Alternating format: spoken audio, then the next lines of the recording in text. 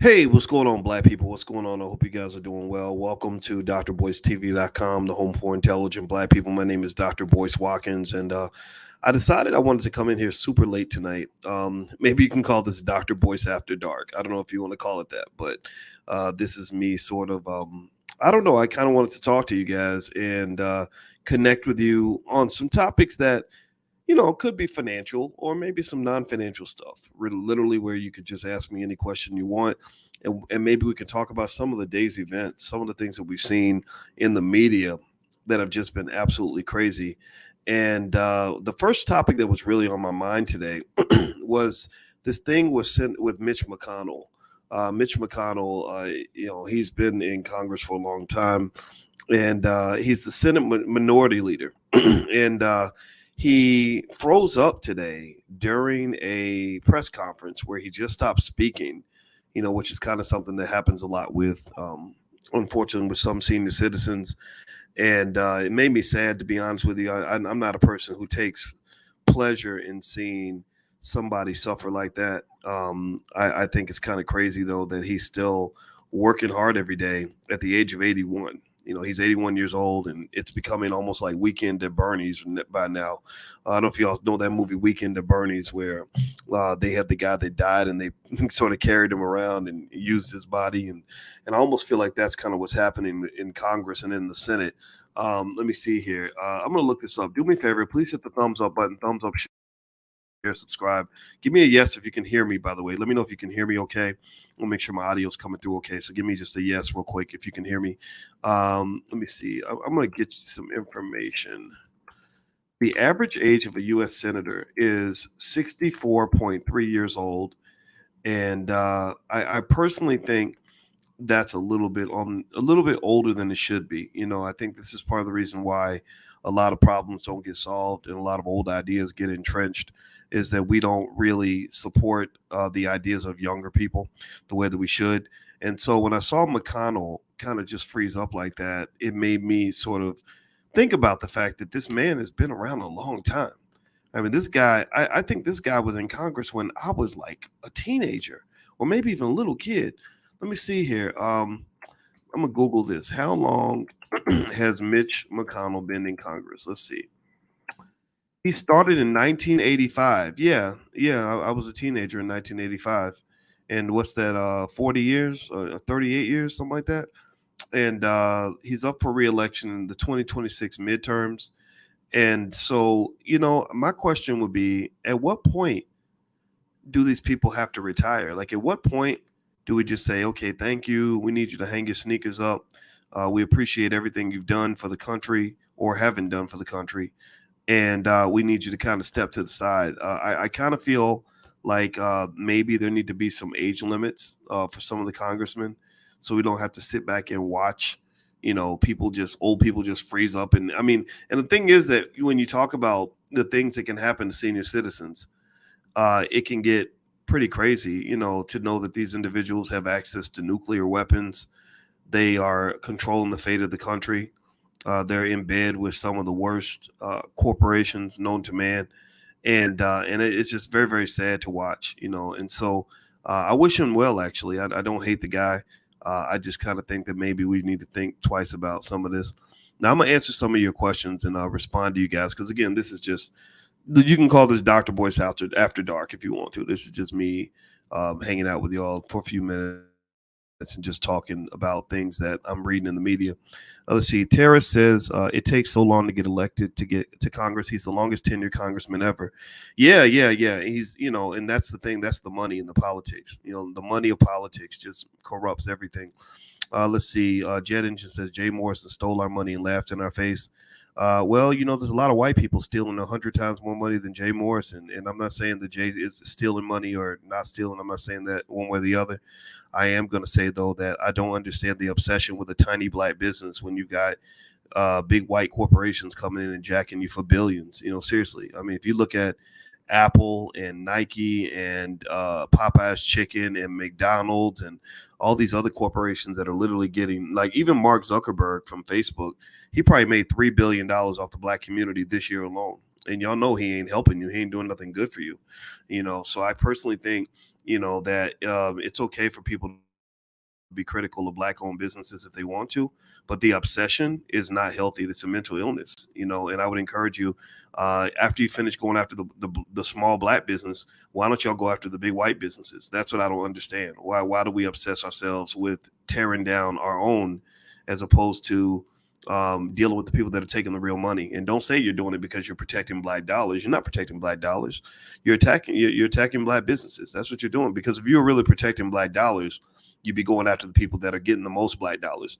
Jay Morrison, for whatever you think about the Tulsa Fund and all that, he's not, he got a tiny, tiny, tiny percentage of black dollars. The black dollars went to big corporations and whatnot. So anyway, let me keep going. Let's see. So next question. Let me see. Next comment. Didn't he block all of the Obama administration initiatives on purpose? Yeah, he did. The Republicans were pretty childish during the Obama presidency, and the Democrats also get very, very childish, and now we're to the point where we're starting to prosecute political enemies, which is a big mistake. It's going to make our country worse. But since when did our politicians actually do the right thing? Jet Engine, when does white people stealing money have to do with Jay Morrison? When I go to Apple, I get a phone. When I go to Popeye's Chicken, I don't understand your comparison. So you really think that white people don't steal your money? You really think that Popeye's Chicken selling you refried diabetes is better than at least Jay? At least Jay built the Black House. That's what I'm saying. I mean, at least he built the Black House. That's a real building that you can go to. They mentor children on Saturdays. Like I don't know about Apple building anything for your children. They give them phones and shit, and Mark Zuckerberg ain't doing nothing for your children. He's selling you to corporations. That's how Facebook makes their money, by the way.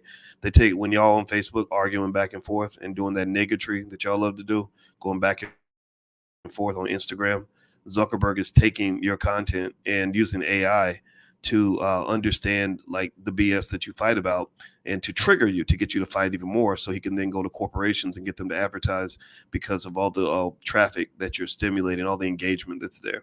So that's how he ends up making his billions of dollars off the black community every year. And I'm not saying that you don't have a right to go after Jay Morrison. I'm saying that why the obsession? Why are you obsessed with the small black business instead of going after the big white business? I mean, if he was committing a crime, he'd be in jail right now. I mean, for God's sake, the man has a criminal record. So don't you think they would have locked him up if he was really breaking laws? I just think you're looking at people that are just mad.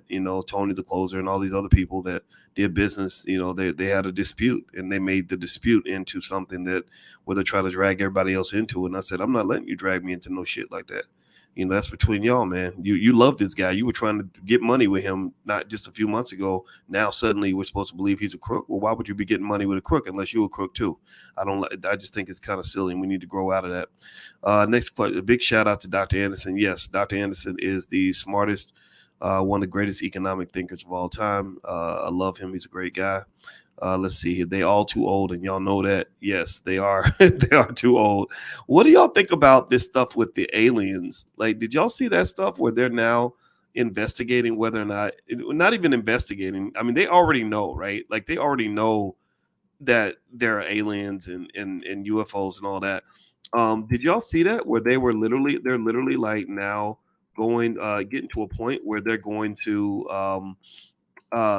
actually start talking more about like apparently samples from UFO ships, crash ships that they've found that they have in their possession, and they have all these military people that are coming out and saying that they've had this stuff, for a long time, and I think that's really crazy. I can't wait to see what that's going to look like. Here's the thing: I'm gonna tell y'all the truth. I've always been a believer that there have been UFOs. How many of y'all? Give me a yes or no. How many of y'all believe that there are UFOs out here?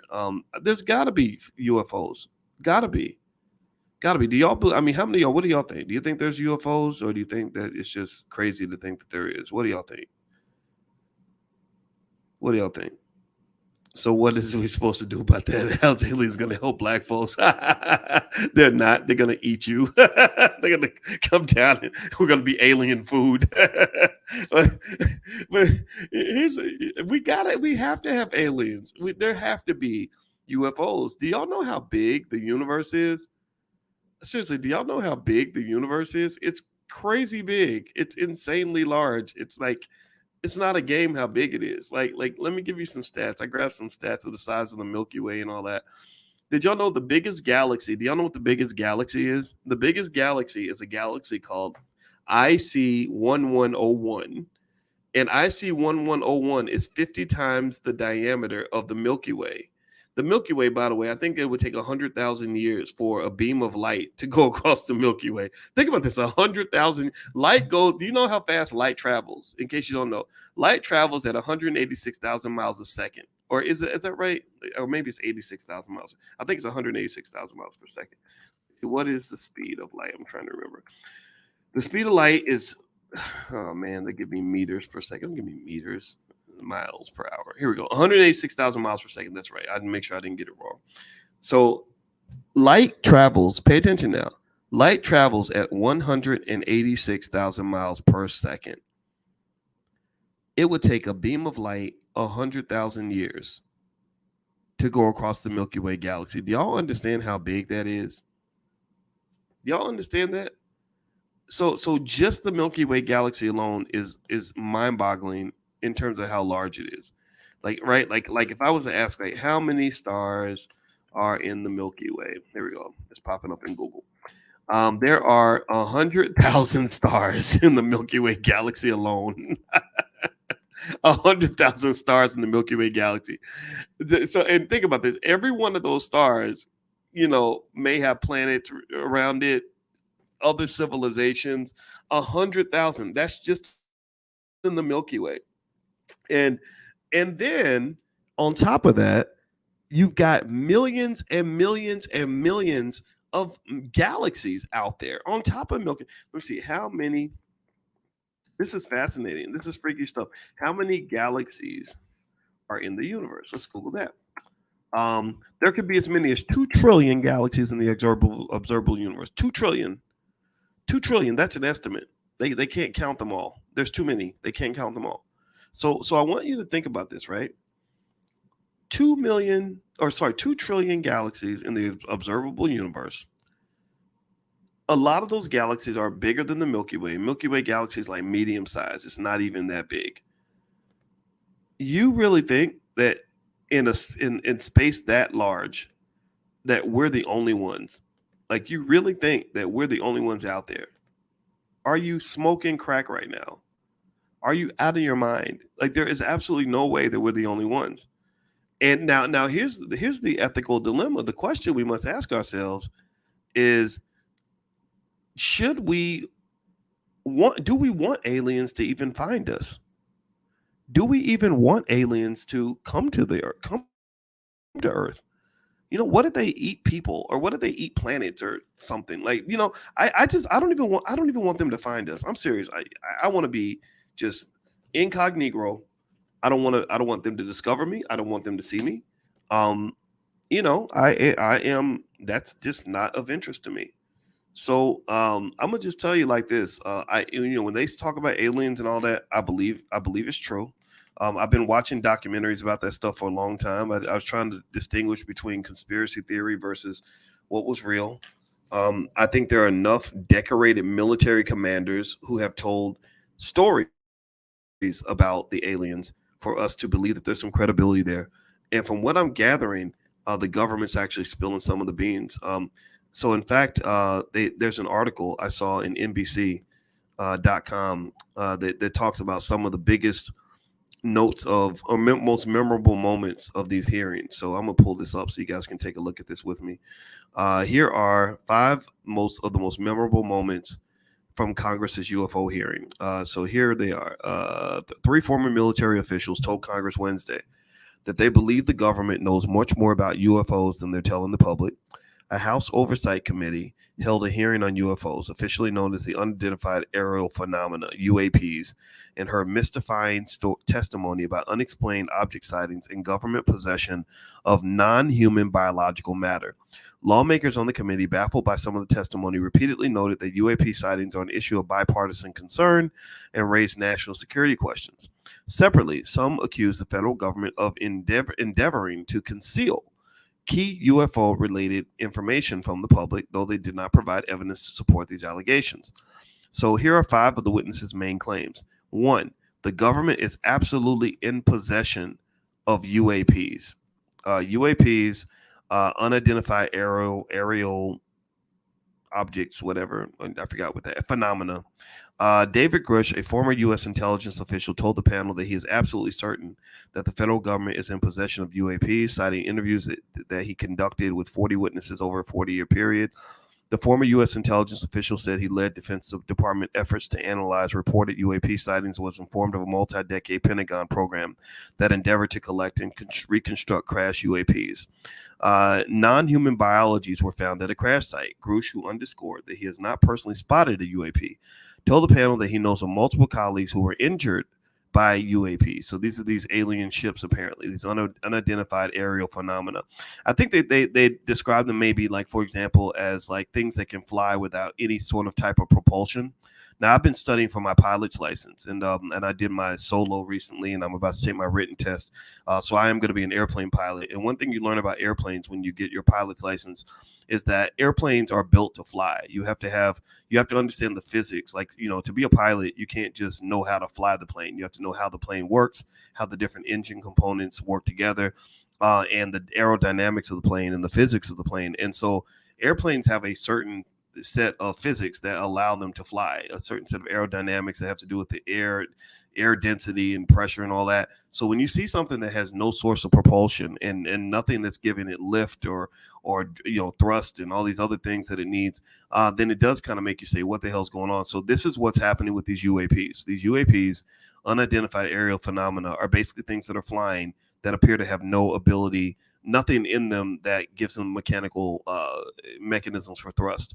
Also, they said officials must establish a safe and transparent reporting process. Some lawmakers and witnesses pushed the federal government to establish clear channels to communicate UAP information with both the public and the military, and said the military should establish a comprehensive reporting process for unidentified object sightings.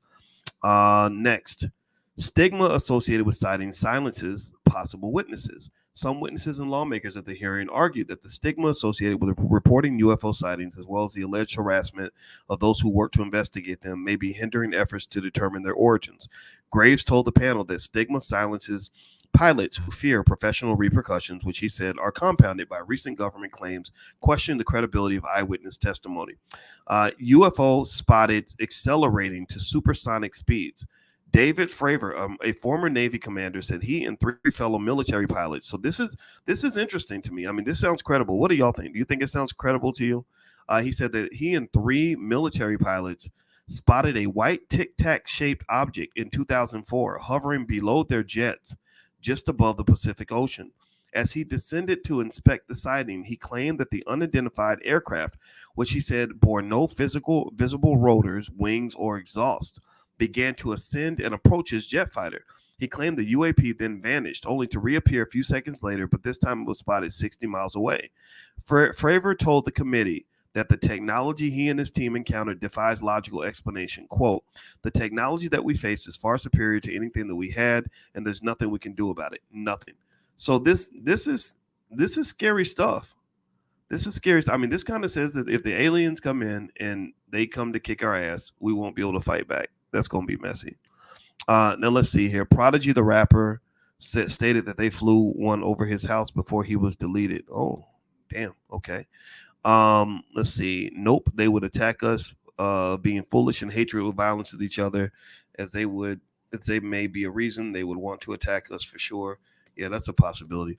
By the way, I wanted to let you guys know we're going to start doing Stock Market Tuesdays on my Instagram. So if you want to ask me financial questions, you can do a couple things. One, you can follow me on Instagram at Dr. Boyce Finance.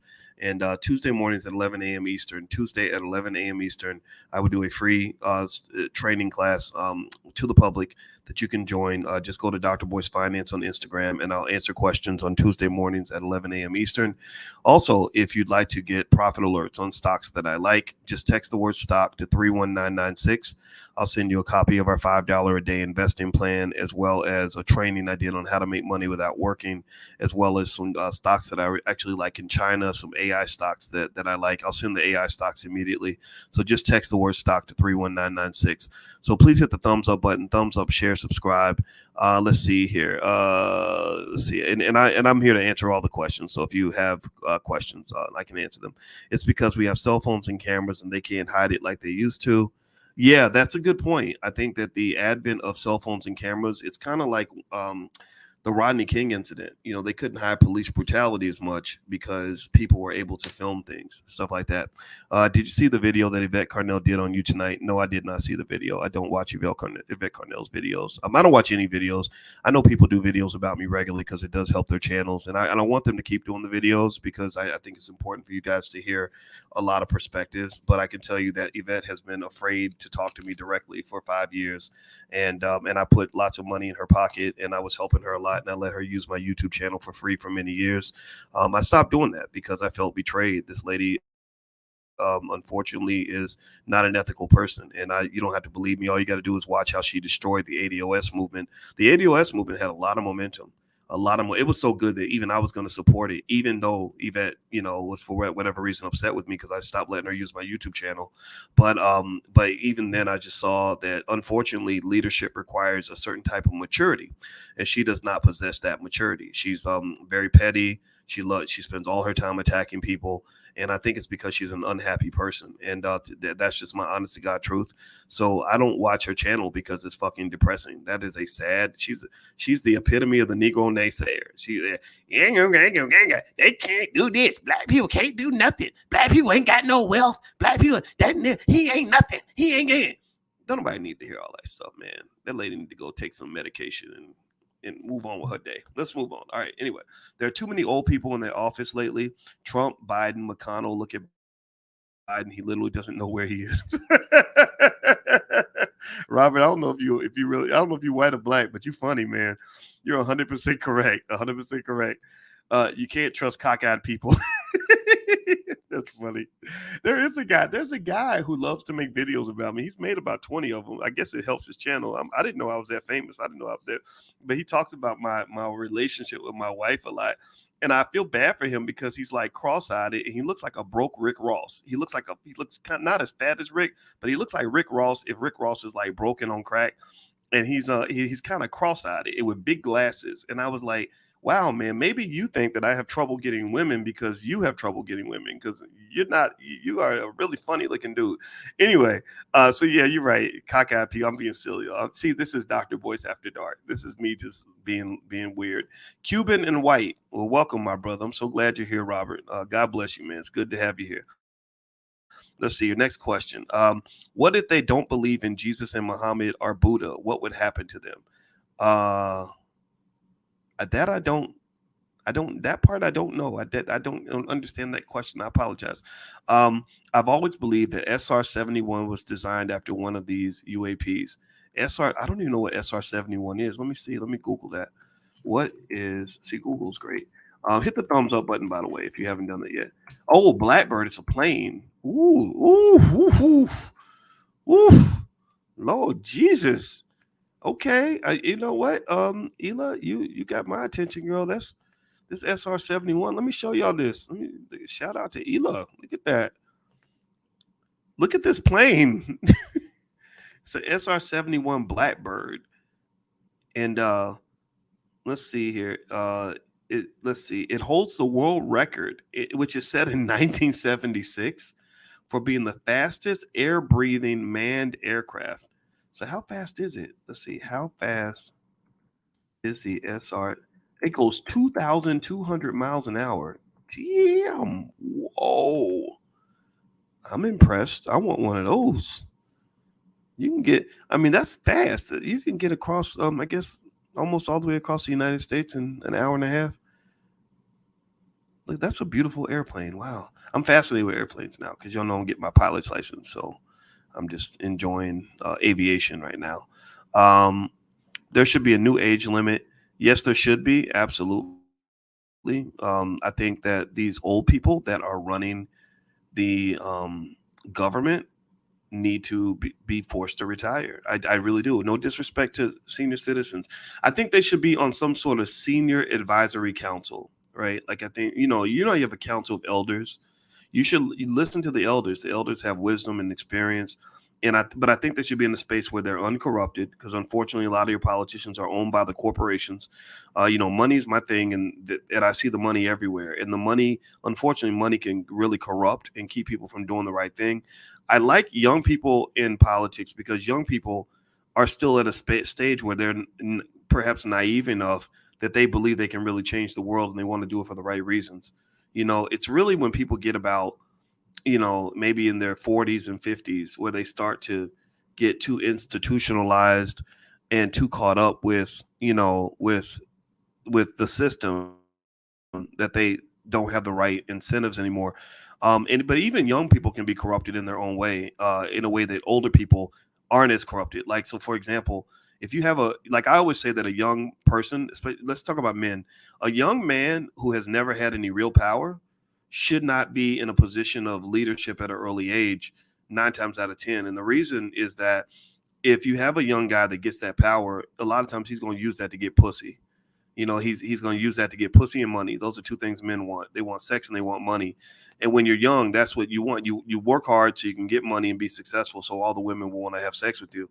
And then you get into a couple of bad situations with women where you get caught up or something bad happens to you, and then you grow out of that. You kind of learn, like, okay, all women, all vagina ain't good vagina. All situations, just because she's pretty doesn't mean I have to sleep with her.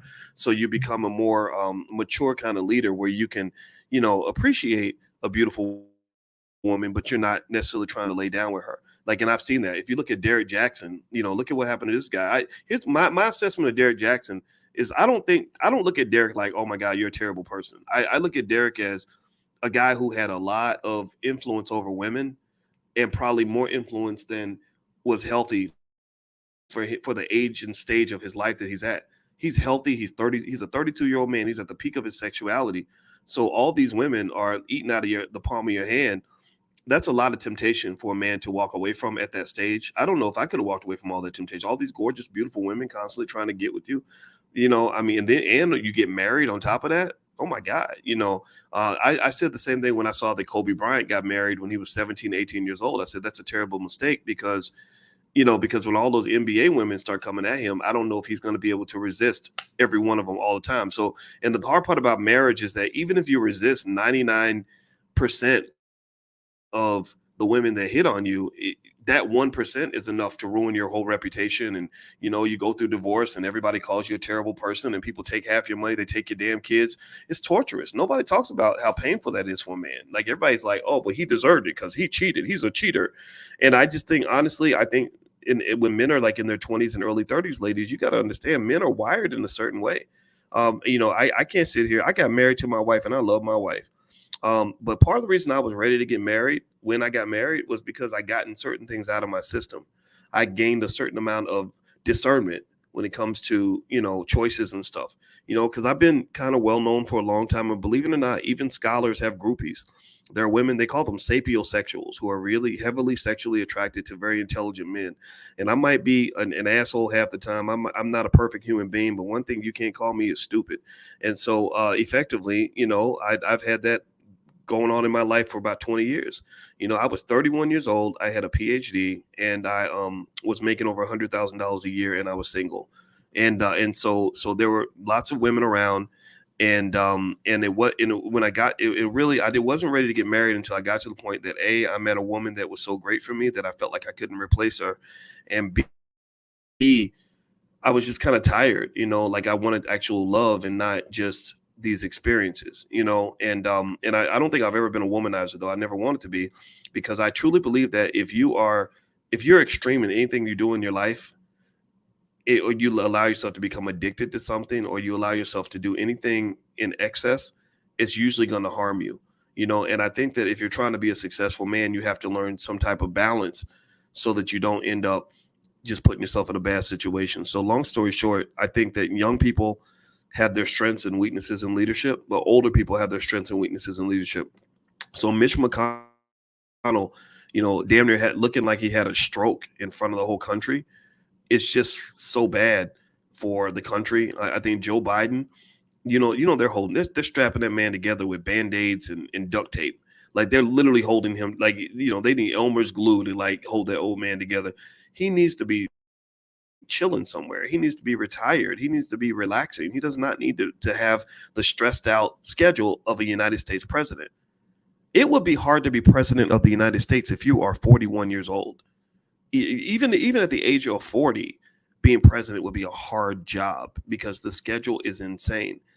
At 80 something, I don't even understand it. They did that with Ronald Reagan too. Ronald Reagan lost his mind while he was in the White House, and they spent all this time trying to cover it up for national security reasons.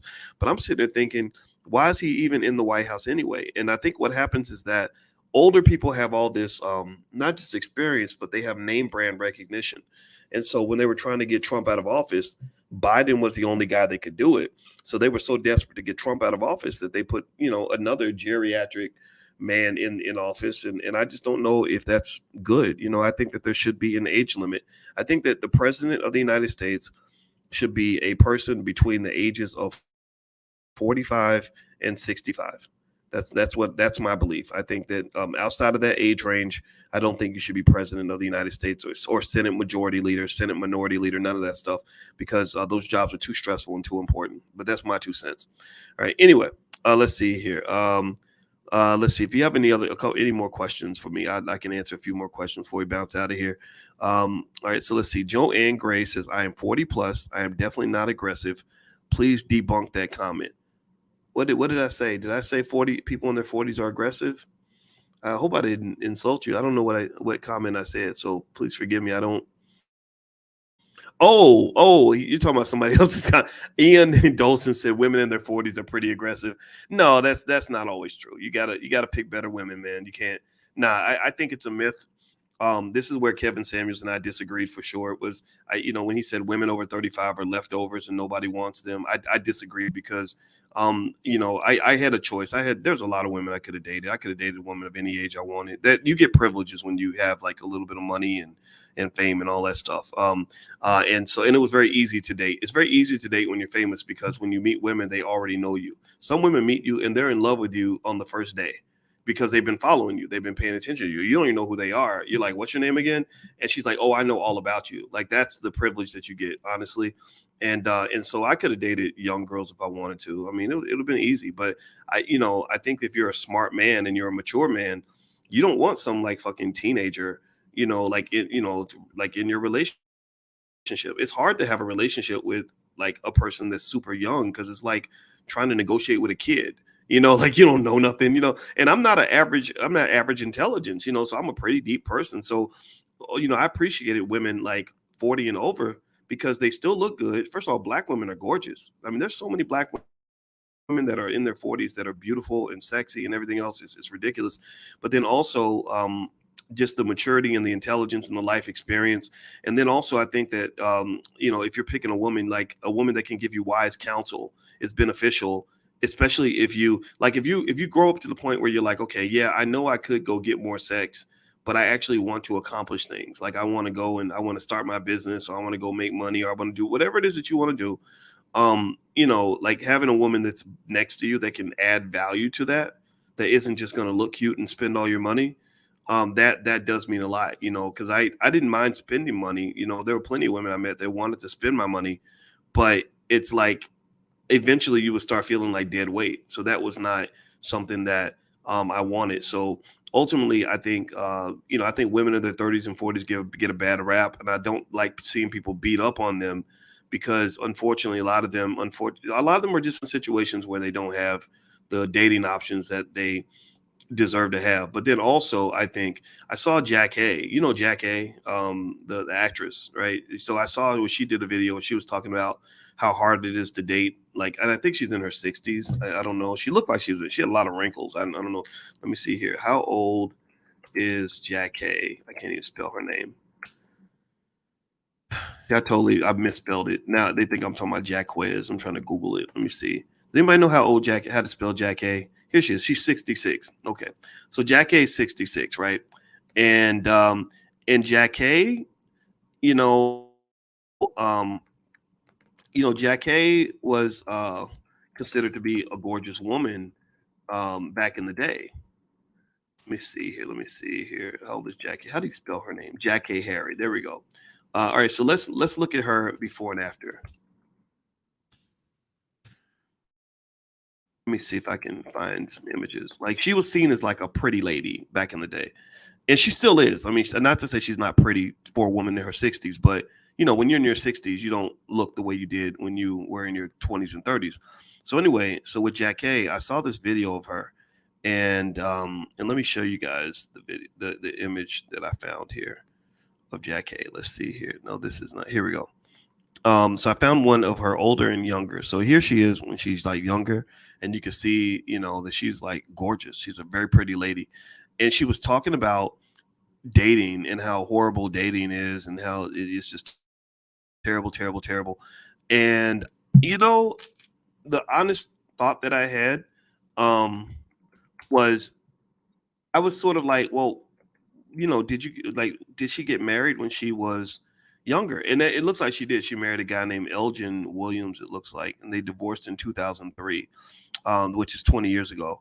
I don't know if she got remarried or not, but I was kind of like, why didn't you get married when you were young and gorgeous? And then, just pick a good husband and treat him well, and kind of lock that in. Like I don't know. I mean, I kind of really think that it's like a myth and a lie when we act like women that are 50 have just as many options as women who are 25, especially when it comes to love and marriage and all that. I have not seen that. I've just not seen that. And I'm not sitting here saying that people can't live the life they want, but I'm a big fan of trying to live your life in a way that's strategically beneficial to you, making the right moves at the right times, so you don't end up in a situation where you're locked into a life that you don't want, and I also think that when you're talking about things like marriage, the fact that people talk about the word submit like it's a sin, like it's wrong for a man to submit to his wife, or a wife to submit to her husband, um, I don't agree. I think submission is good for everybody. I think that you have to submit to the relationship, because most people I know who get like divorces and stuff, they have good reasons for divorce. But if they really submitted to the relationship and put their ego to the side, they could have probably stayed married. Seriously, they could have probably stayed married. Like I'm agreeing with what Hester said. Jackie probably passed up on a lot of men in her prime, you know, and I kind of feel like you do that and you're nitpicking, right? You meet a guy and you don't like the the type of shoes he wears, or he says one thing that upsets you, or he does something you don't like, or even you talk about something like, oh, he cheated or he slept with some lady one time. I'm not saying that that's all forgivable. I'm not saying you naturally forgive those things, but the reality is that a lot of men, I know a lot of men who, do stuff like that. And the thing is, married men typically, in my view, are not as promiscuous as unmarried men. Sometimes there's exceptions, but even married men I know who play around, they don't sleep around as much as like single men. Single men, I know single guys who sleep with 12 women at one time, especially if he's like a really handsome guy and a lot of women like him, and they're all kind of being fed the same fantasy that maybe he's going to pick her, or she's going to, or whatever, and he doesn't pick anybody. He just kind of has everybody strung along. They call that orbiting, by the way. That's the term. They orbiting or breadcrumbing, where you just kind of create all these situationships with a lot of different women, and you make them all think they're going to win a lottery ticket, that where there is not going to be a winner, because people haven't learned the difference between someone that's willing to commit to you versus someone who's just willing to commit to you for one night, or who's someone who's just willing to sleep with you. So you think that the guys that are sleeping with you are options for commitment, and they're not. It's a different ball game. It's like, if I'm looking for a job, there's a difference between a company that will hire me for a couple of days versus a company that will give me a lifelong contract. And the company that offers me the lifelong contract might not offer me the same salary as the company that only will bring me in as a temporary contractor. And if I can't make that discernment, then what I'm going to do is I'm going to turn down those lifelong contracts in exchange for temporary contracts because I'm only looking at how much salary I'm getting right now. And so I hope that this makes sense. Sometimes I start talking about it and sometimes I lose people. I don't want to lose you but I think about this stuff a lot, because it's a lot of it is like picking a job or whatever, and I think that sometimes we just make mistakes, like we get it wrong in terms of overestimating just how many options we actually have. Like, so if you're a young, pretty lady like Jack Hay and all these men are hitting you up, all these men want to sleep with you, all these men want to go out with you, that's not the same as having men that are willing to make the sacrifice to really be with you long term forever. Like that really are like, you know what, I'm gonna be with you. I'll tell you, I knew a guy who was married to his wife for many years, 50 years. And eventually, she had some health issues. She had to have colostomy bags. With, in case you don't know what that is, that's where you can't even poop. You have these bags on your body, and her bags, when she got sick, her bags would bust, and it would be like just her shit everywhere. And she had a husband. Her husband cleaned all that up. Her husband would just go in there and clean up her shit. And I thought that was the most amazing shit ever, because that's disgusting to me, right? It's gross. But he loved her that much. And so I think the question to ask, if you're looking for like long-term love, I would ask myself that question. Like, is this the kind of person who would clean up my shit if I'm old and wrinkled and my colostomy bag busts, on my way to the bathroom? I think that, we get caught up in like, oh, he's got a big penis, or she's got a big booty, or or the sex was good, or this is the best looking person that I could be with. And I don't think about that shit. When I picked my wife, I watched to see how loyal are you going to be. I like loyal women. That was what I wanted. I said, you know what? Okay, it's time for me to go ahead and choose someone. And when I choose, I'm gonna take my time, and I'm gonna see just how loyal you're going to be. If I lost all my money, if I fall off, and if bad things happen, like, are you really going to be there? And it's hard to really tell completely. But I think you can tell like different people have different character. And I think for women, it's probably harder, because I think women are naturally loyal. Like when women fall in love, they can really just stick around and be super loyal as long as you don't treat them too badly. Whereas men, our loyalty is just a little bit different. And our loyalty definitely ain't built on something like, who has the best sex and all that. Like, I think it's like, if you're connected to a man's soul, then he's going to be loyal to you, because it has to be something bigger than sex. And then also he has to have a certain type of value system, like the guy I told you about who would clean his wife's colostomy bag. He grew up in a family where he watched his father stick by his mother for 70 years, so in his mind, that's what you do. You don't drop your wife because she's old and wrinkled and sick and then go date some young pretty thing. You stick with your family, so family was a core value for him, right? And for some men, unfortunately, ladies, like, family is not a core value. Getting pussy is their core value, like why would I have family when I could just have bitches like that? I see men that think that way. And it's probably a lot of it's because they never saw family growing up. They never saw a man stick by a woman, even when she wasn't the baddest chick anymore. Even when she was 67 years old, they saw a single mother trying to struggle and get by, and their daddy didn't even have time to come visit them at Christmas time. So in their mind, they're like, yeah, that, like, why would any man stick by a woman, after she's no longer cute, and so I personally think, when you're talking about this kind of stuff, um, I don't know. I don't know. I'm not sitting here pretending like I know all the answers, but I do feel like I know a couple of things that maybe can help some people. And I think definitely when you're picking, I think that just more discernment and that ability, once you have that ability to kind of rise above the temptation of things like sexuality or what people look like, you become much wiser about your choices. There's sometimes I would see women that were so gorgeous that it just, almost makes you go blind, that she's so pretty.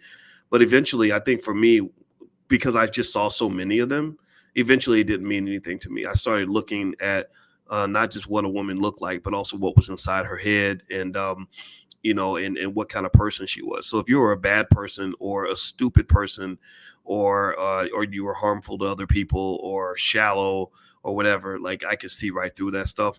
And that was kind of my journey. But that also happened maybe when I was in my 40s and stuff like that. I don't think I had that discernment in my 20s. And I think in my 30s it was kind of like mixed. I don't know. I don't know. In my 30s I was kind of like waffling between whether or not I needed to get married or not get married. And in fact, sometimes like when I see, like when I got married to my wife, I had so many guys that were online, with these YouTube channels speculating on my marriage and why I got married and who friend zoned who and who ghosted who and all that. And I really wish I could have sat down and just talked to them and been like, look, man, I know you're speculating on all these things with my life, but I really want to talk to you about some of the things you're telling these young men about life and relationships. I think that you're teaching women to make horrible mistakes. You're teaching men to make horrible mistakes, and a lot of these men, if you think that just getting sex is like the only important thing on earth and the most important thing in the world, you're putting yourself in a terrible position, because one day you're going to get to the point where you've had your 80,000th orgasm, and you're gonna look around and realize how empty your life is. You'll realize nobody loves you, nobody cares about you, and God forbid if something happens to you, like what happened to Jamie Foxx. I think he had a stroke, or Kevin Samuels, he just had a heart attack. When something like that happens to you, and there's nobody around to check on you, and nobody around that cares about you, because you have not invested in any relationships your whole entire life. All you've done is invested in vaginas. You're gonna probably have some sadness that comes with that.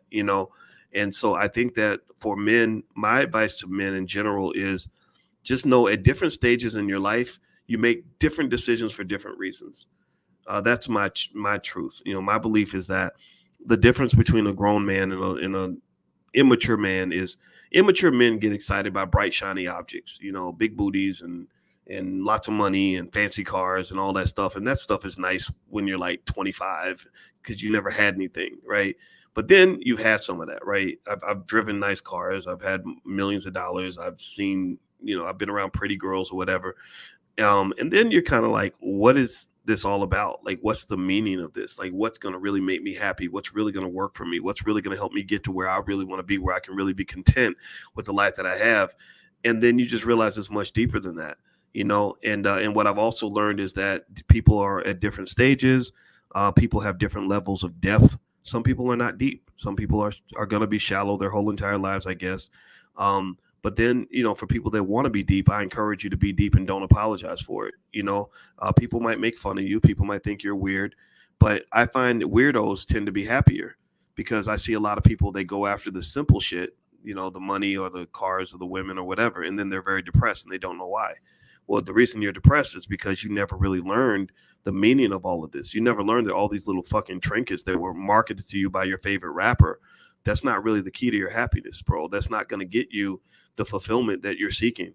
What's going to fulfill you, like maybe when you're in your 40s and 50s, is like having kids or grandkids that really love you, and knowing that you can look back at your life and know that you didn't fuck it up by making a bunch of stupid ass decisions, or just having peace and getting up in the morning, doing work that you love around people you love, having plenty of money in the bank account, but at the same time taking good care of your health and having good mental and physical health, and just being a complete full person, not somebody who's been smoking and drinking their whole life to the point where your kidneys ain't working, your body's all fucked up, you're overweight, your woman's driving you crazy because you got bitches everywhere, and you got babies mamas and all kinds of financial problems, and all these, like, this trail of mistakes, just these horrible trail of mistakes. I really believe that's what I think just with black men, they market to us this idea that we're supposed to just make all these stupid decisions for like a 20 or 30 year period, and then next thing you know, you end up like DMX. That poor guy was, he wasn't successful in life. He was a good rapper. So the fuck what? I mean, who cares? Like, he was a great rapper. He had lots of money. He blew it. He went all around the world. He blew that opportunity. He had lots of power. But look at him. The man's in the grave. And he died in his deathbed. He was crying on his deathbed when he died, because he had undiagnosed healing that needed to occur that never took place. And I look at him and I think about him. I think about guys like R. Kelly and others where, they don't need more money. They don't need more fame. They don't need another record deal. They don't need more women. They need a therapist, and they need some love. They need something that's going to help heal their broken inner child. And DMX never got that, and that's why he died on his deathbed crying. Kevin Samuels died alone because he spent his whole life asking women what their dress size was, and talking about high value, low value men and all this other stuff. I think that some of what he said was very good. I thought he was actually wiser than people give him credit for. But I was like, what is the deal with like asking, like when you're asking about whether or not a person's high value or low value, are you kidding me? Is dress size like literally the first thing that comes to mind? I have I have met a lot of women through the years, and I've never once asked any woman ever at any point, including my wife, what her dress size was. I don't care. I know what a good woman looks like. I don't care what your dress size is, you know. And so I think that when you're listening to any influencer, not just him, just anybody, you know, that stuff ain't gospel. You know, the gospel lives inside of you. The right choices live inside of you. You know, I think R. Kelly. You know, I look when I look at some of these guys that get all the things that we think that we want. I feel sorry for some of them. You look at R. Kelly's life. You think he's happy right now? No, he probably wants to hang himself. He's going to spend the rest of his life in prison. You know, he's a screwed up human being. Nobody ever fixed him. Nobody ever cared enough about him to slap the shit out of him and say, "What are you doing? You're destroying your soul." You know, and Whitney Houston is in a grave. She should be alive right now. Whitney should be living a happy old life. She should be having grandkids and reminiscing on a great 30, 40-year career. She should be like Patti LaBelle, you know, and singing, you know, into her old age, but she's not doing that. She's gone. She's dead. She died in a bathtub of a drug overdose, you know, and I think a lot of that's because we spend so much time focusing on the shiny shit that you don't focus on the real shit. You know, and so what I'm gonna do is I'm gonna shut this conversation down. You know, I probably sound like I'm just going on and on right now. I hope that this is helping somebody. I talk like this sometimes because I'm like, you know what, my father used to talk to me like this. He would just not tell me, he wasn't like me, you know, he wasn't a scholar, but he would just talk to me about life. He talked to me about the streets. He talked to me about everything in a very real way, and I benefited from that. So I think I get that from my father. Not my biological father. My biological father was never around. I never knew him, but my father that raised me. And so sometimes I do that because I know that there's a lot of kids who don't really get this type of stuff, and you know, a lot of people, you know, maybe you don't hear people talk like this, but so maybe that's my gift. I hope it's a gift. I hope it helps somebody. But overall, what I'll say is this: I'm gonna give you one little perspective that hopefully will help you. Okay. Thank you, Robert, for saying that. I appreciate that, man. Um, Here's my perspective. Whenever I'm trying to figure out if I have a good life or a bad life, whenever I try to figure out if my life is good or bad, I don't really spend much time looking at how famous I am, or how many likes I got on social media, or how much money I have in the bank. All those things are important. Don't get me wrong; they matter, right? They help you achieve goals, but that's not what helps me understand if I'm happy with my life or not. You know, because sometimes people, you'll get something, you'll get a bunch of stuff, and people will say, "Oh, you should be happy now. Like you've got everything you wanted," and then you're like, "But wait, I'm not happy. Like, why am I not happy?" And that's because a lot of us don't even spend time thinking about what really makes us happy. We only listen to what the world tells us makes us happy. Oh, if you have more money, you'll be happy. If you get that job, you'll be happy. If you graduate, you'll be happy. If you have a baby, you'll be happy. If you get married, you'll be happy. Maybe, I don't know. So you know what I look at? I look at three key areas: health, wealth, and relationships. Health, wealth, and relationships. That's it. I monitor my health and I say, how am I doing with my mental and physical health? You know, do I feel mentally healthy? Do I feel like I'm at peace? You know, and if not, that means maybe I got to do some meditation. Maybe I got to do some Googling on how to help with my mental health. I talk to my therapist all the time. I'm open with that because I think everybody can benefit from a therapist. You ain't got to be crazy to benefit from a therapist. You need therapists help you look at your internal plumbing. Therapists help you figure out how you're built, what's inside of you. You know, how that shit that happened to you when you were 10 affects the way you handle people when you're 30 and 40 and 50 years old. Like, that's what a good therapist will do. Every smart person should have a good therapist. I'm telling you, man, a therapist, there's good black therapists out here, and you can sit there and you can talk to them all day, and they'll listen. You got to pay them money. So it's not cheap. But then, you know, and I asked my therapist one time, you know, because I had been doing all this talking. I said, this is so nice to be able to talk and just talk and not be judged. You know, because I said I get judged all the time. I get judged by people close to me. I get judged by people on the internet, you know, and misinterpreted deliberately, whatever. And I said, give me an assessment of me. Tell me about me. And you know what she did? She broke me down. Like that lady, she literally explained me in a way where I said, holy shit, I didn't understand that guy, Boyce, until I heard you describe him just now. And that's when I said, okay, now I know you're worth the money. Now I get it. So I just recommend it if you can afford. If you get to where you can, if you can't, if you can't do it that way, I think they've got even online services where you can get access to a therapist at a low cost. They got books, they have YouTube videos, all kinds of stuff. A holistic therapist, Joanne, says that, yeah, you're right. That's all that stuff is good. Just try it. So anyway, mental health. And by the way, my wife is a therapist, by the way. So I should probably mention my wife at her website if you want to go take a look at what she does. It's coachingwithdralicia.com. I'm gonna put her email address on the screen so you guys can see it. And if you're on Spotify, listening, by the way, we are on Spotify. So if you search for my name on Spotify, you can find me there. There's her URL, Coaching with Dr. Alicia. Right. So anyway, when I'm trying to figure out if I'm happy or not happy, there's my wife. Ain't she cute, y'all? If I'm trying to figure out if I'm happy or not happy, I look at my mental health. And if my mental health isn't right, I engage in specific tools taught to me by my therapist to get my mental health right. That's like breathing exercises, imagery, meditation, self-talk. Your self-talk must always be very positive. Do not ever put negative things about you into your own mind. Your subconscious mind will eat that up and it'll destroy you. Don't feed yourself negative thoughts. If you're fat, don't call yourself fat. Like, tell yourself you're on your way to being fit. If you don't understand something, don't say I'm stupid. Say I'm learning. I'm getting better. I'm gonna get better. I can keep getting better every day. If you're going into a tense situation that requires high performance, don't say, oh my God, I'm gonna mess it up. I'm not ready. No, you say I'm ready. I can do this. Oh, I'm on top of this. I do that. That's what I do. Like when I come in here and I'm talking to y'all, when I'm talking to Boyce, it's always like very positive. It's like, go get it. You got this. You're Boyce Watkins. You're a bad motherfucker. Go handle your business, boy. Like seriously, like I literally talk to myself like that. Like I'm such a weirdo in this way, but I'm very proud of this. And that's how I just don't give a fuck when people say negative things. I don't care because every day, all day long, I'm getting bombarded with nothing but positive thoughts about myself and what I'm able to accomplish if I put my mind to it. I can acknowledge when I fail or make mistakes, but guess what? I'm going to come right back. And I've been doing that. If you look at the last 12 years, I've kind of been very consistent. That a lot of that's due to positive self-talk. So tell yourself good things about yourself.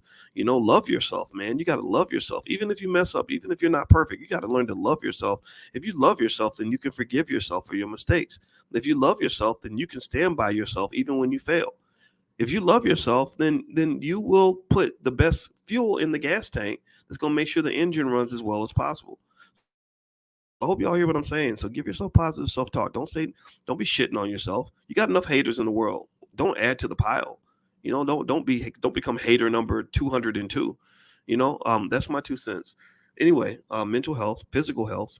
I was saying earlier today, the one thing I hated about that stupid pandemic was I hated the fact that they were telling everybody like even if you're obese and you have horrible health and you're smoking and drinking all day and not exercising, that if you just get this shot, everything's gonna be okay. And it just really pissed me off because it was just basically a $100 billion money grab by Big Pharma. It was the biggest crock of shit I've ever seen in my life. And then they were literally disguising their language by saying, oh, we care about black people. We want to make sure black people are healthy. That's why we're going to go pay all your favorite rappers and politicians and pastors to tell you to go and get this shot, right? NAACP civil rights leaders, all these Al Sharpton motherfuckers, all that bullshit. And I said, if they really cared about black people, one thing you could do that would be very easy to do that would make a big difference. It would save millions of lives. You know what I would do if I had access to the money that they spent during the pandemic? I would create a simple government program that says that if you go to the gym and we document you exercising, we'll pay you $20 an hour to exercise. That's it. Like you can literally exercise like it's a job. So if you exercise 10 hours a week, we'll send you a check for $200. Seriously, $20 like per hour to work out. Think about how many people would go to the gym just to get the money. And here's the thing. If people did that, like if everybody just did what they could, just went to the gym, walked on the treadmill, did some jumping jacks, some push-ups, sit-ups, lifted some weights, all that, all these health problems we have, a lot of these health problems would go away. They would go away. I mean, do y'all understand what difference it made in my life? This is another reason that, if y'all want to know, like, just this for anybody who speculates on why I chose to get married, even though I didn't have to. Do y'all understand how great it felt to be next to a woman who works out every single day? And the motivation of having somebody persuade me on a daily basis to get up off my fat ass and exercise. Do you know how much I appreciate that at the age of 52? Like, do you understand how great that is when I see all my friends like gaining like just 10 pounds a week just because? Like, it's hard to keep the weight off when you get in your 40s. If you're not in your 40s yet, you better start working out or you're going to get fat. The metabolism, the body changes. And I feel so good, so I just want to tell you all, like, a lot of these health problems, Black people get hit mostly by the four horsemen of death. The four horsemen of death are cancer, heart disease, Alzheimer's, and diabetes. Those are the four horsemen of death. CHAD, call it CHAD. Cancer, heart disease, Alzheimer's, and diabetes. And the way you fight off CHAD, the four horsemen of death, is with your meds, MEDS. That stands for mental health. That's like getting away from racist white people. That's why I recommend people start businesses and stuff so you can get away from that nonsense or get away from crazy people in your life. Mental health, exercise, diet, and sleep. Mental health, exercise, diet, and sleep. Those are four things. My wife doesn't just exercise every day. She also reads 22 books a year. And one book she read, I think it was called Longevity or something. I think it was called Longevity.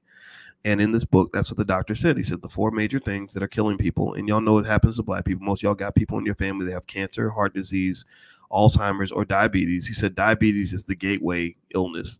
And that comes from all that sugary food that they feed you from the time you're born, all that shitty food they promote in the hood.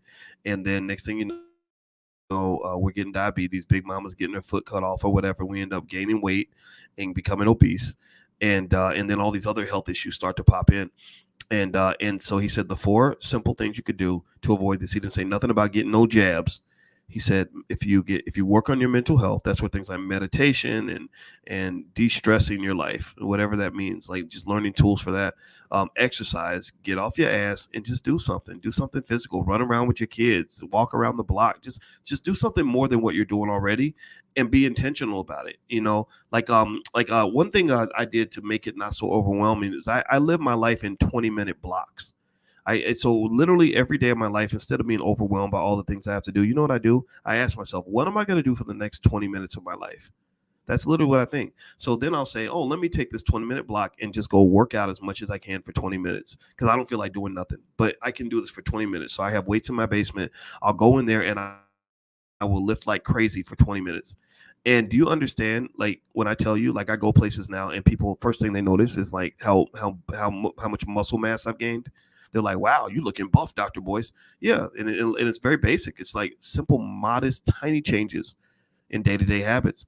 So exercise, diet's big. Let me just tell you like this. This is a statement about capitalism. Everybody from big pharma to the food industry is basically trying to kill you. And they're not trying to kill you quickly. They're trying to kill you slowly so they can drain all your wealth as you walk out the door. That's what they're doing. They're not. Their goal is not to heal you of anything or to make you healthy in any way. Their goal is to simply get you sick, and then manage the illness so they can just drain your money and charge you for pills and shots and stuff like that, and hospital visits and all that. So preventative maintenance, in my view, is the best way to work on your health. And so if everybody just gets up and just does basic things like drink plenty of water, get plenty of sleep, think about your diet, try to be conscious about that, and just exercise on a regular basis, that'll change so much when it comes to your physical health. And the better your physical health is, the better your mental health is. Those two things are deeply connected. Lots of scientific studies show that. What else? If I'm looking at my quality of life, I look at my health, and then I look at my wealth. Wealth is not that important to me. Money does not matter that much to me, to be honest with you. I'm an expert on money, and I became an expert on money because I didn't have any money. And I figured if I studied money and learned about money, somebody would pay me money to talk about money. So having a PhD in finance means I understand money very, very well. I can see it from a million different perspectives, and I can see it in ways that it kind of does become kind of my superpower. I don't like you can maybe there's some ways you can insult me and offend me. Like if you call me ugly or something, maybe I'll be offended by that because I never thought of myself as a handsome man.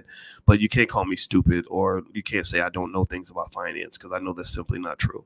And the thing about money that I learned is that my relationship with money changed once I had money. At first, when I didn't have any money, money was the most important thing in the world. It was like a bathroom. Like if you get off an airplane, you really got to pee. You're not thinking about the restaurants in the airport. You're not thinking about your connecting flight. You're not thinking about your ex-girlfriend. You're thinking about getting to the bathroom. That's all you're thinking about. And then after you use the bathroom, then you stop thinking about the bathroom. You start thinking about the things that actually are important.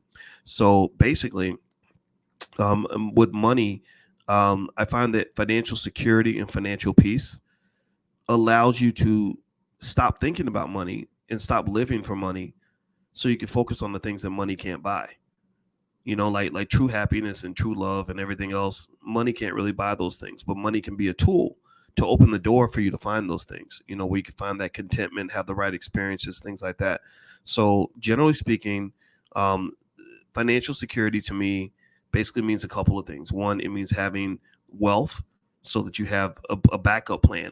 So your car breaks down, you can get it fixed. If you lose your job, you got some money that can help pay the bills. You own some assets, and you can do this for your kids really easily. In fact, if you text the word stock to 31996, I can send you guys not just a list of AI stocks that I've invested in. You can do this for your kids, but I'll also send you our $5 a day investing plan in the Black Business School. I'll put that on the screen. Just text stock to 31996. I promise you, I'll send you lots of free stuff. It'll make your life much better. And the other thing, in addition to having lots of assets and wealth, is cash flow and multiple streams of income. If you have multiple streams of income, then that's another type of financial security. It's like the difference between having like a basketball team with one player versus having five players that are all really good, that all of them can score. If you have a team that has one scorer, then that team can be stopped. It's easy to stop a team that has just one scorer. But if you have a team that has five guys or five women that can all score, then that team is very difficult to stop. So if you have five streams of income, you're typically in a better position than somebody that has just one stream of income. And then also just kind of understanding money and knowing where the money is and how to get it. I'm absolutely astonished by how many people want money and love money and do anything for money, but don't even understand money on any level. Don't know where the money is. Don't know how rich people get money. If you don't understand that, then what can happen is you can find yourself doing crazy things for money. Like you say, oh, the best way to get money is for me to rob people. Next thing you go into prison, or you have some of these female rappers that are now. Like there was one rapper, that one lady, Suki Hana, that's out there that's clearly mentally ill. And she was basically telling women, like she literally said in the song, like if you're short on the rent, sell that pussy, like sell your vagina, and so now they're just wide open mass promoting like straight up literal, not just strippers, but prostitutes. Like they're literally promoting to little girls, if you run short on money, just sell some cooch, and you'll get all your bills paid. And I guess if you're ethically okay with that and it doesn't bother you and there's no emotional issues and you're not concerned about all the diseases you're going to have by putting nasty penises inside your body, then I guess you can do that. I mean, who am I to judge? I mean, some people think that that's like some sort of liberation for women.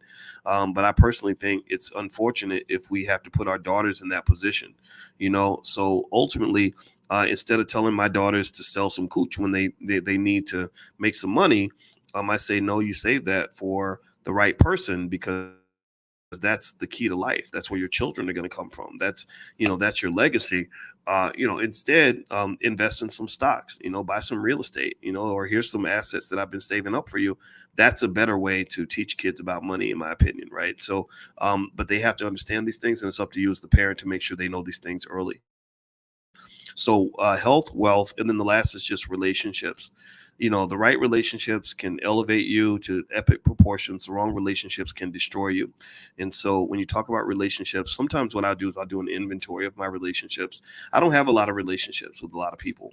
I know people know me, but I go to most cities I go to. I might have one friend in that city, and it's very interesting because I people will recognize me. I get recognized on the street all the time. But in terms of like just actual people that I let in my circle, I have to be really careful because I'm not in under any illusion. I completely believe with all my heart that I'm on some list of the FBI or CIA because they tend to any black person that's making any form of progress, and I know how to make progress. They're going to put those people on lists, right? Where they're going to try to sabotage what you're doing. They're going to try to tempt you. They're going to try to get people close to you. So I maybe because of that paranoia, I don't let a lot of people that close to me. And then when they do, if I feel like that relationship is not beneficial or it's toxic or dangerous, I evacuate, I disappear, I move, I step away, I back up. And I think managing those relationships is really important. And it's not just the relationships with other people. I think the relationship with yourself, that's where that stuff like the self-talk and stuff comes into play. Your relationship with things like social media is a big one too. There's a lot of evidence to show that social media has shortened our attention spans, and and they have these dings and bells and beeps and buzzes to get your attention because attention is now a commodity that they can sell. So they're constantly trying to get your attention, and they're trying to get your attention. Zuckerberg is trying to get your attention so that you can make money for him and his family. He's probably made $3 or $4 billion a year off black people alone, let alone the rest of the world. And that's one of the reasons why when people come to talk to me about some small black business owner like Jay Morrison and how much money he's made, in the black community, I say, yeah, maybe he made 1 million, maybe 2 million, I don't know, but Zuckerberg made $3 billion. I encourage you to also go talk about that too. Their goal is to distract you from what you're doing so you can focus on what they're doing. And I don't, and fuck you, fuck Zuckerberg. You can kiss my whole entire black ass. I'm not here to be your servant. I'm not here to just make a bunch of content so you can get rich. I want my people and my family to do well also. So one thing that I do is I manage my relationship with social media very closely. I use it a lot, but I get in, do what I got to do, and then I get out. I don't allow notifications on my phone very often. If you tweet me, my phone will not make a noise. If you text me, it will not make a noise. If you email me, it will not make a noise. If you send me a Facebook message, it will not make a noise. And that's because I want to control when I am allowing myself to be exposed to social media versus when I'm not, versus when I have to go into a meditative state so I can focus on the things that are going to get me and my family where we need to get to. So I would encourage you, anybody who wants to be a hustler, who wants to get things done, manage your time, manage your relationships, manage your social media, and make sure you have that time that's really focused. One thing I would say to do, this is one thing that I do actually, is I pick the 5 things in my life that are the most important things to me. I pick 5 things and I say, this is where I live. These are the top 5 things. So anything I do, 99% of the time has to fit in one of those top 5 categories. If it does not fit, then I'm not doing that shit. If it does not fit, I'm not doing that shit. And that means, if you're trying to get me distracted and trying to get me spending a bunch of time doing something that I don't want to do, it's going to be really hard for you to get in touch with me. You're not going to be able to get my attention. But if it's in those areas that matter, like family, for example, I want to be a good family man. Like I love, people make fun of me for being a stepdaddy. I don't see myself as a stepdaddy. I'm a bonus daddy, and I love raising those kids. It is so much fun, and it's a gift and it's a blessing. It's an amazing experience, and so I want to really be there for the kids. That's really important for me, and so I make time for that. That becomes very intentional, very deliberate. My marriage, I make time for my marriage, so me and my wife, we put time in together. We do stuff. We travel all around the world, stuff like that. I love spending time with y'all, so getting ready for the All Black National Convention, which by the way, is going to be in Atlanta, October 20th. If you want to come out, getting ready for that stuff is a lot of fun. So I put a lot of energy into that. because one of the things I realized is that if you really want to be good at something, you have to really cut things out. Like I heard Yulik Kipchoge. Have you all heard of Yulik Kipchoge? He's like the best marathoner on the planet. He's a bad, I mean, this dude's a badass. And one thing that he said that was really interesting, fascinating to me was he said that the key to discipline is learning how to use the word no. And I said, whoa, that is so deep, because I was saying yes too much. I would say yes to too many things and too many people. And some of y'all might do that. You do too much for too many people. And you do so much for everybody else that you can't get your own stuff done. And then I even heard Michael Jordan talk about that, talking about how he had to be a little bit selfish in order to win championships. He said, I had to be really selfish. And I said, okay, maybe that's what it is. So it's not so much just selfishness. It's more so about focus. It's about sort of committing. Commitment means, whatever matters for you, whatever it is you're trying to do, pick those 4 or 5 things in your life that are important to you. Maybe it's your family. Maybe it's fitness. Maybe it's building your business. It usually tends to fit in areas like that. Maybe it's finishing that book or whatever you're trying to do. And put that on your list and have that be like your big 5, your big 4, your big 5. And then try to spend 95% of your time focusing on those big 4 or big 5 things. And then what will happen is you'll be pouring consistently into the things that matter, and you won't end up with a bunch of regrets when you look back at all the things you wanted to do and you couldn't get them done. And by the way, that's an image of when we were in Brooklyn. I love Brooklyn so much. God, I can't wait to go back to Brooklyn. The black people in Brooklyn are so smart. Like they showed up in Georgia. I didn't even know I had this much support in Brooklyn at the time. I'm so stupid. Like I'll go to cities and I'm not stupid. I mean, that's negative self-talk. But seriously, I'm so naive sometimes. Like I'll go to a city without knowing how many people in that city support what we do. And I tell you, it just energizes me, because when I see intelligent black people like showing up and showing out and showing me all the great things you guys are doing, I get so inspired by you, and it tells me like that this is not a waste of time. That even if I'm sitting here and I'm just talking on and on and on, sharing whatever I know in hopes that it helps you, it's like, yeah, somebody's listening. Like we went to London. This is London. And like the whole place is just filled up with all these people in London. And I felt guilty because I said, gosh, we don't even talk much about London. Like, but yet we've got all this support over here. So I just want to give you a hug and a thank you for being that tower of power that's going to really, I think, open that wormhole of possibility for black people in the 21st and 22nd centuries. Like I believe that if we do even a fraction of all the things that we've been talking about here on this platform for all these years, like I just believe our kids and grandkids are going to just take things to a level that no one has ever seen throughout human history. I really believe that. I know that's going to be true. I'm committed to that idea. I stand on that until my casket drops, because I'm really, really convinced that what we're doing is going to be very powerful. So anyway, I'm going to go. It's time to go to bed. And it was great talking to you all tonight. Maybe I'll do another one of these Dr. Boyce After Dark things, right? It's like the stream of consciousness with me just like talking about whatever the hell's on my mind. And so, I hope it was enjoyable. I hope you benefited. My website's boycewatkins.com. I put some stuff for the convention there, as well as some free stuff that you can pick up. Also, if you want to get those profit alerts sent to your text message, all you have to do is text the word stock to 31996. And then also my wife is actually hosting a wellness conference.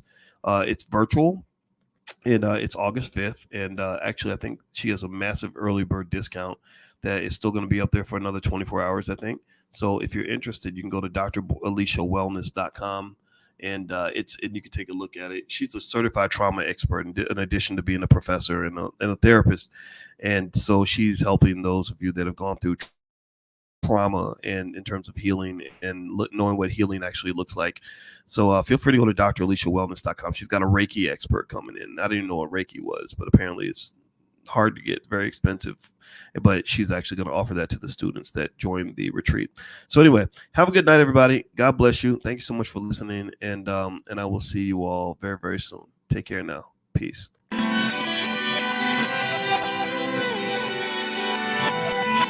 Here we are, clan the isms, cataclysm great. Our people out here struggling, trying to make it in this state. Everybody out here doing it, but we the ones too late. Now family, we the ones who gotta delegate.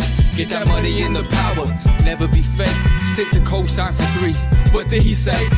Create jobs, support our own. Educate the same and buy back your home. Got 3 degrees, triple 10.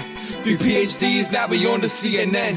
DBTV, let's talk about negligence. Ignorance is bliss, but we can turn it to intelligence. Believe none of what you hear, half of what you see. Let's break it down here on Dr. Boyce TV. Here we are.